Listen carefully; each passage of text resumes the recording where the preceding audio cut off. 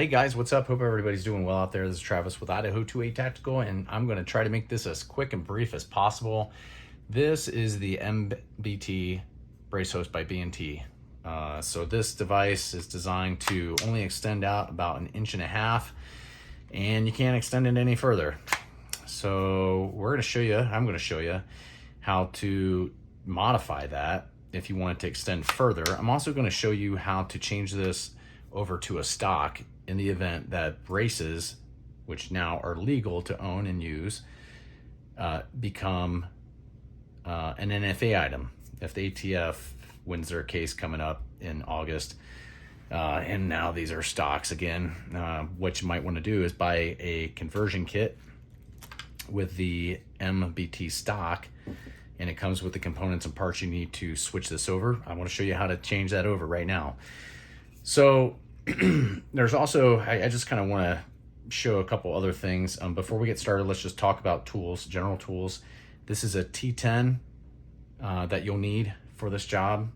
And I happen to have one from ScalarWorks. If you own a ScalarWorks mount, they give you a T10 little tool like this, which is fantastic of ScalarWorks. They give that with all their mounts.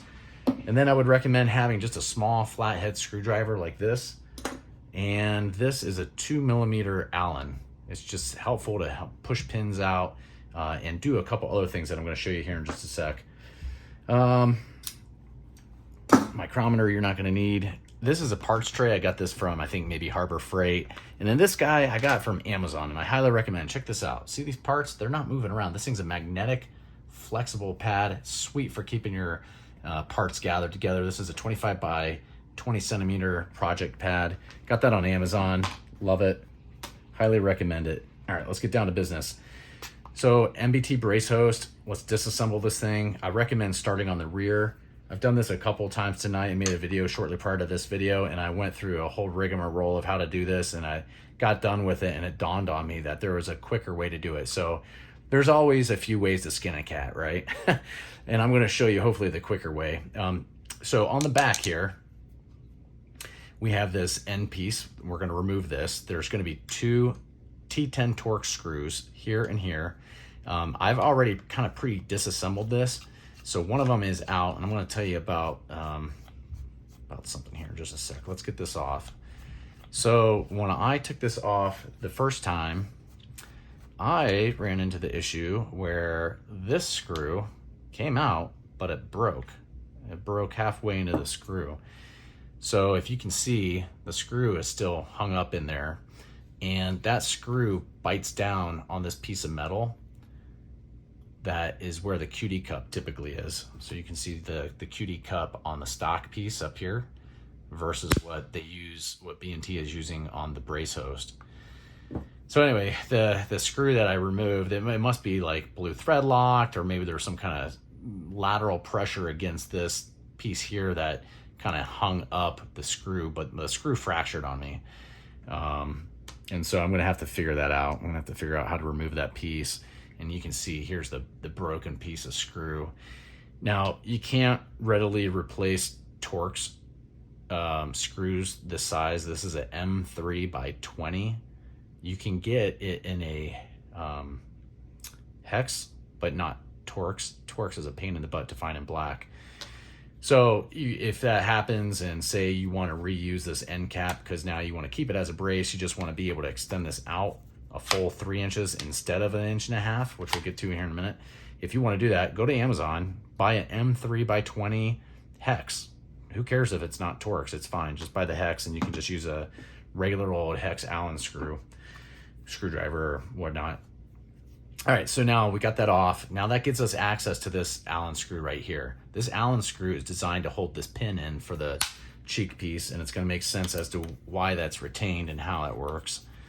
So if you've ever owned one of these MBT stocks and you've been shooting, and then this pin has just kind of randomly fallen out on you, it's because of that little recessed area right in the center that's held in by that little Allen screw. So if you own the stock, all you got to do is take the rubber pad off, and then if you can find another one of these pins, or make one, or I don't know, figure something out, It's likely because this Allen screw has backed out when you've been shooting, or it came mildly loose from the factory and your pin slid out and got lost. I've had a customer call me for a replacement pin, and that's how that works, right? So, okay, so we loosened this up, slid that pin out. This piece can come up. Now, I'll tell you, it's not gonna come off. What you need to do is just overly push this button in right here. This is the piece that lets it come up and down, right? If you gently kind of push that, it stays retained. But if you push it really hard, then it's making me a liar here. Promise this works. It'll slide right out. So you can see right in there, if I push it hard enough, it'll move out of the way. See how that's retained? This little shaft right here recesses into the holes here, and that's how that works. So we're gonna set this aside. This is a two-piece part. See that? Two-piece part. For whatever reason, the stock comes with a new cheek weld piece. I don't know why that is. They're the exact same piece, so I don't know why they have to include it with this if it already came on the brace host, but hey, whatever. You get another piece. And then what we can do is we can actually leave these tangs in. You know, on my first video, I told people to take this E-clip off, pop these tangs off. I think we can actually get away with just leaving those in. So again, T10 Torx, we're gonna remove these set screws right here. On top, you'll see that they're right here. And what they do is they're basically a limit stop. So if you see this piece right here on the stock piece, see right there, these screws ride along the rail here and they hit right here to stop it. So one thing to keep in mind is that this is polymer and these screws are threaded into the polymer. So when you put these back in, do not over torque them. You just want to bottom them out and be done with it. You start getting fancy and trying to over torque them, and you're going to strip the polymer and not be happy with the results. So there you go. Squeeze the tangs on both sides, pull this out, and now this is the brace hose portion, and you can see why this is going to stop short. So on this part, there is a roll pin right here. It goes through. You could punch that roll pin out and it'll allow the travel to continue. So here's your set screw, right? This little black screw that was up here earlier that we took out. That thing is going to ride along the brace host and it's going to hit that roll pin and stop. And we take that out, now we get this extra travel here, which is, that extra travel equates to about 2 inches. So you can average out from the tip of your finger typically to this is called the DIP joint. This line right here is about 1 inch, and then the line next is about 2 inches, right? So a lot of people already know that, but those that don't, there you go. It's a quick and dirty way to measure. So yeah, so knock this out, and then you can just put this thing back in if you wanted to. You know, and then you get full reign on the length of your brace host. As long as you can get this back on because your screw broke. You have to figure that one out. So remember, if you're doing a stock, you're gonna probably have to do a Form 1, right? If it's gonna become an NFA item, just keep that in mind. All NFA rules apply. Good thing to remember. And then reassembly is just, you know, simply the opposite, right? You're gonna put in these screws. Again, just make sure that, just get them bottomed out. I like to just use one finger on each side. That way I know I'm not gonna over torque, and I'm just bottoming out and I'm done. I'm stopping right there. I'm not gonna over tighten it. And then that's gonna hold that in. And then all you gotta do is throw this guy back on. You know, you're gonna overly push that in, right? So it's gonna set back down on this front post here. And we're gonna push that back down in. We're gonna put our pin back in like that.